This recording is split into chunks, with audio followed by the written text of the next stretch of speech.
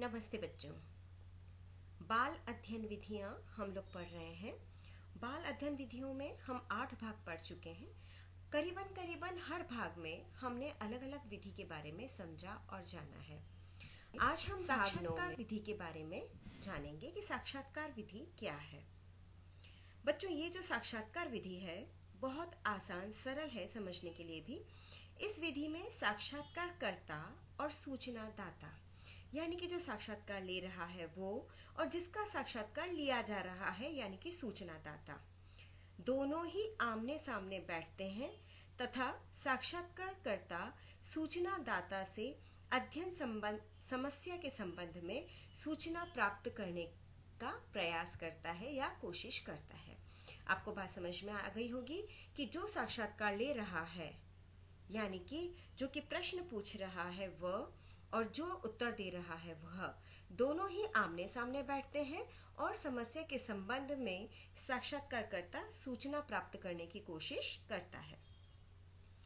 आइजेनिक के अनुसार साक्षात्कार वह साधन है जिसके द्वारा मौखिक और लिखित सूचना प्राप्त की जाती है। मौखिक और लिखित दोनों कैसे? कई बार सूचनाएं सिर्फ वर्बली ही पूछ करके, वर्बली ही सुन करके प्राप्त की जाती है। लेकिन बच्चों, कई बार ऐसा भी होता है कि सूचनाओं को लिख करके भी प्राप्त किया जाता है, लिख करके दिया भी जाता है। अगर साक्षात्कारकर्ता ने लिख करके कोई प्रश्न पूछा है और साक्षात्कारकर्ता लिख करके जवाब देता है, उसे हम लिखित सूचना कहते हैं।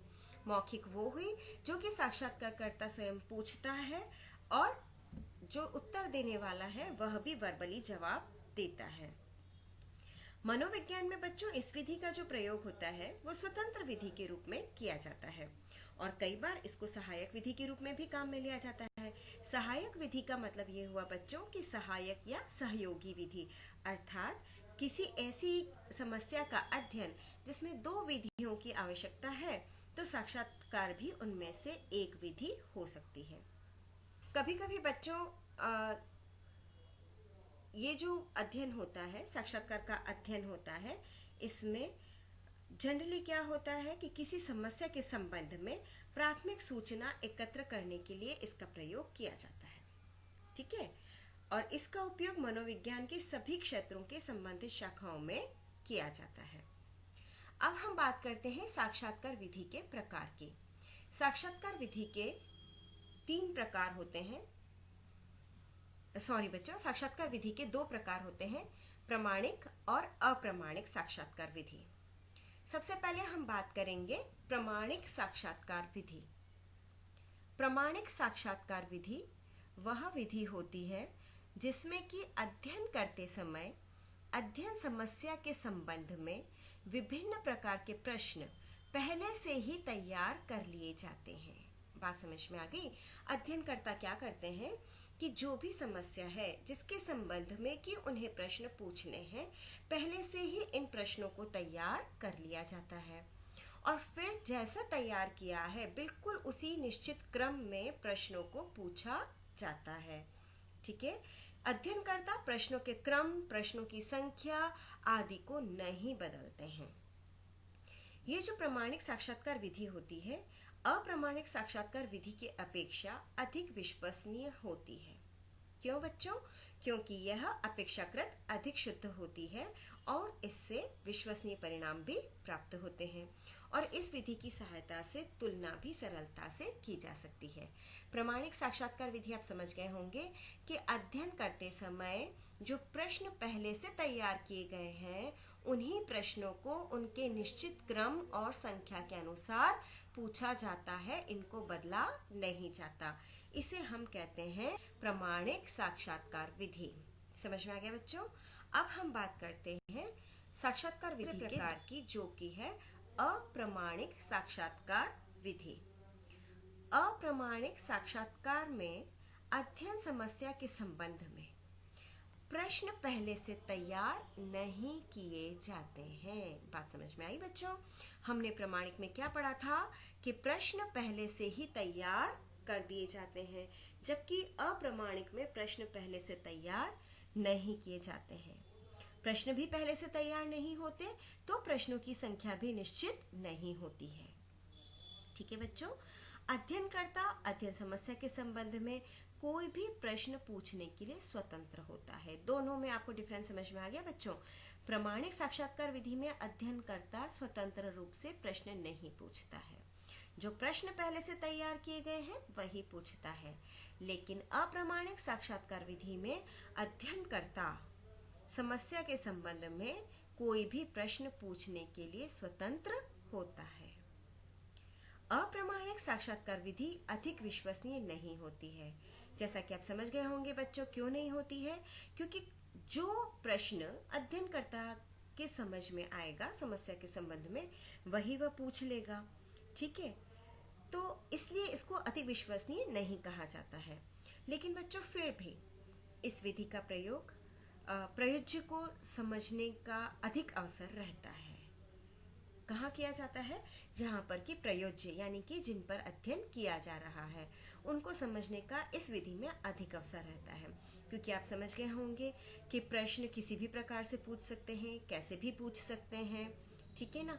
तो किसी भी तरह से प्रश्न पूछ करके सामने वाले को यानी कि उत्तरदाता को थोड़ा सा मन से खोल दिया जाता है और उसके बाद प्रश्नों को अपने मन से पूछा जाता है। जनरली बच्चों ये देखा गया है कि किसी अनुसंधान या अध्ययन का प्रारंभिक स्तर जो होता है उसमें तो अप्रामाणिक साक्षात्कार विधि उपयोगी है। ठीक है, बात समझ में आ रही है? यही विधि जिसके बारे में कि हम अभी बात कर रहे हैं। लेकिन जब हम अध्ययन के द्वितीय स्तर पर पहुंचते हैं, समझ रहे बच्चों, जब हम थोड़ा सा और आगे बढ़ते हैं उस स्थिति में अध्ययनकर्ता को तुलनीय और एक विश्वसनीय सूचना की आवश्यकता होती है। तो ऐसी विधि में जो प्रामाणिक साक्षात्कार विधि होती है वो अधिक उपयोगी होती है। तो बच्चों अभी हमने प्रकार पढ़े थे साक्षात्कार विधि के, प्रामाणिक साक्षात्कार विधि और अप्रामाणिक।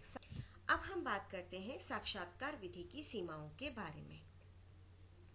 अध्ययनकर्ता के लिए साक्षात्कार के लिए व्यक्तियों को तैयार करने में बच्चों बहुत कठिनाई होती है। क्योंकि क्या होता है, कई बार तो समय नहीं होता है और कई बार ऐसा होता है कि जो अध्ययनकर्ता को समय सूट करता है तो वो उत्तरदाता को समय सूट नहीं करता, यानी कि दोनों का समय मेल खाने में कठिनाई होती है। तो व्यक्तियों को उस समय तैयार करने में कठिनाई होती है। दूसरा, जब समस्या का संबंध व्यक्ति के संवेगात्मक पहलुओं से होता है।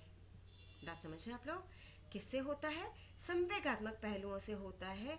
तो जनरली सभी लोग क्या सोचते हैं कि हम अपने व्यक्तिगत जीवन के बारे में क्यों जानकारी दें, वो जानकारी देना नहीं चाहते और अध्ययनकर्ता लोगों की गुप्त बातों को इस विधि द्वारा ज्ञात करना थोड़ा सा मुश्किल हो जाता है और वह तभी ज्ञात कर सकता है जबकि उसे साक्षात्कार की टेक्निक का पूरा ज्ञान हो। क्योंकि क्या होता है बच्चों, जो संवेगात्मक पहलू होते हैं ना उनके बारे में सभी लोग जवाब देना नहीं चाहते हैं और जब सब लोग जवाब देना नहीं चाहते हैं तो वो गलत जवाब दे सकते हैं या फिर वो अपने जवाब को छुपा कर रख सकते हैं। तो ऐसी अवस्था में उनसे जवाब को निकलवाना या उनके जवाब को समझना वही इंसान कर सकता है या वही प्रशिक्षित कर सकता है इंसान जो कि साक्षात्कार प्रविधि यानी कि टेक्निक्स का पूरा ज्ञान रखता हो। ठीक है, अप्रामाणिक साक्षात्कार के द्वारा जो प्रदत्त सामग्री हमें प्राप्त होती है वह कई बार पक्षपातपूर्ण होती है। ये तो बच्चों आपको स्वाभाविक ही लग रहा होगा क्योंकि उसमें कोई भी सेट क्वेश्चनर नहीं है। साक्षात्कारकर्ता अपने मन से प्रश्न पूछ रहा है, यानी कि हम ये कह सकते हैं कि साक्षात्कारकर्ता पर व्यक्ति की इच्छाओं का, भावनाओं का, प्रेरणाओं का और संवेगों का, अभिवृत्तियों का आदि का प्रभाव पड़ता है।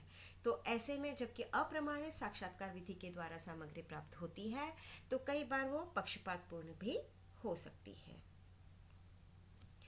नेक्स्ट है बच्चों कि सूचना तथा समस्या के संबंध में जो जानकारी देता है उसकी पुष्टि करना कठिन है। हमने पूछ लिया बच्चों, सामने वाले ने हमें जवाब भी दे दिया, लेकिन उनका जवाब सही है या नहीं है, उनके द्वारा जो सूचना हमें प्रदान की गई है उसकी पुष्टि कैसे करें। और उसकी पुष्टि तब तक नहीं की जा सकती जब तक कि सैम्पलिंग नहीं की गई हो और प्रतिदर्श की संख्या अधिक नहीं हो, तब तक हम ये नहीं कह सकते कि जो हमें जवाब मिले हैं वो बिल्कुल सही हैं और विश्वसनीय हैं। ठीक है बच्चों, नेक्स्ट है साक्षात्कार के द्वारा शुद्ध और विश्वसनीय सामग्री तब तक एकत्र नहीं हो सकती जब तक कि साक्षात्कारकर्ता को इस विधि का पूरा पूरा ज्ञान नहीं हो। प्रश्न कब कैसे पूछने हैं, किस सीक्वेंस में पूछने हैं, किस तरह से जिनसे हम साक्षात्कार कर रहे हैं उन्हें कॉन्फिडेंस में लेना है, इत्यादि चीज़ों की संपूर्ण जानकारी होना आवश्यक है। कई बार बच्चों ऐसा भी होता है कि साक्षात्कार का समय अगर कम होता है तो समस्या के संबंध में उचित प्रपत्र सामग्री एकत्र नहीं की जा सकती है। बात समझ में आ रही है आपको कि अगर समय कम है और लिखित है या मौखिक है, सारी बातें नहीं पूछी जा सकती, और जब सारी बातें नहीं पूछी जा सकती तो सारी चीज़ें या सारे उत्तर हमारे पास नहीं आ सकते हैं।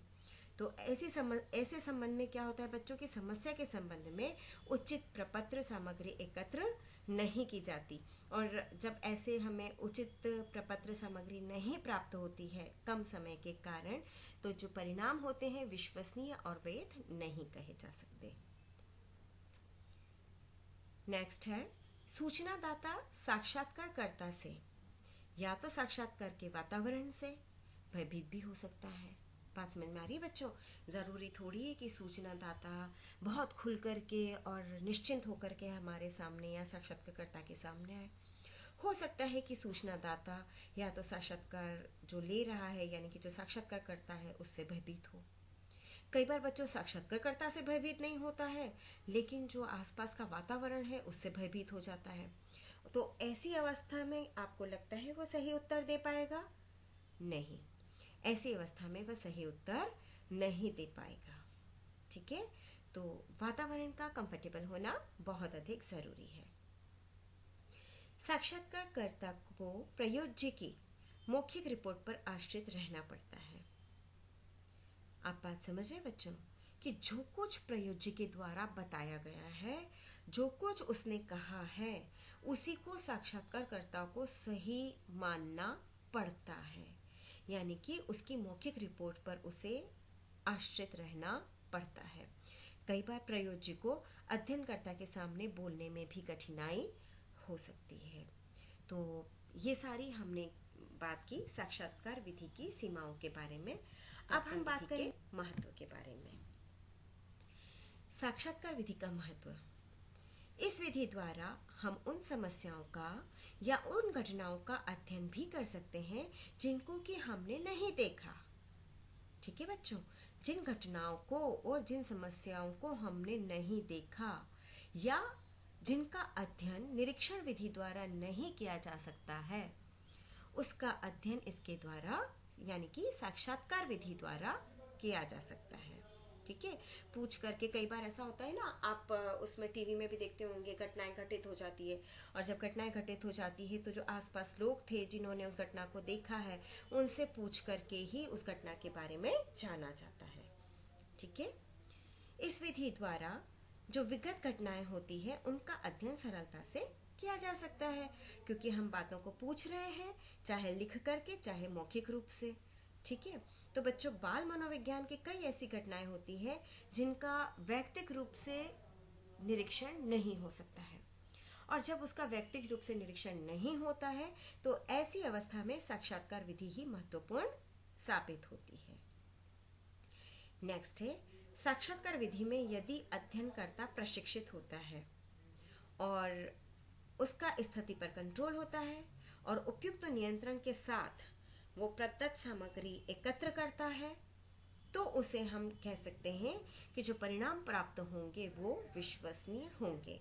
लेकिन क्या कंडीशन है बच्चों विश्वसनीय परिणाम की? कि अध्ययनकर्ता प्रशिक्षित होना चाहिए और उपयुक्त नियंत्रण के साथ प्रदत्त सामग्री एकत्र की जानी चाहिए। ठीक है, नेक्स्ट है, चूंकि बच्चों साक्षात्कार जो होता है वो ऐतिहासिक और संवेगात्मक पृष्ठभूमि में संपादित किया जाता है।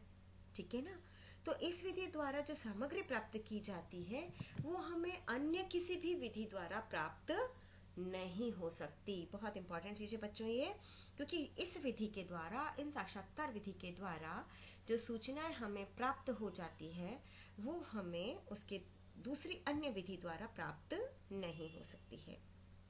और बाल मनोविज्ञान में विभिन्न जो मनोवैज्ञानिक व्याधियां होती है बच्चों, उनके निदान में यह विधि बहुत ही अधिक उपयोगी साबित होती है, क्योंकि जो व्याधि से ग्रसित है, जो रोगी है, उससे बातों ही बातों में कई बातों को जानना, पूछना, समझना, ये सब साक्षात्कार विधि द्वारा संभव हो पाता है। बच्चों, आज हमने बात की साक्षात्कार विधि के बारे में।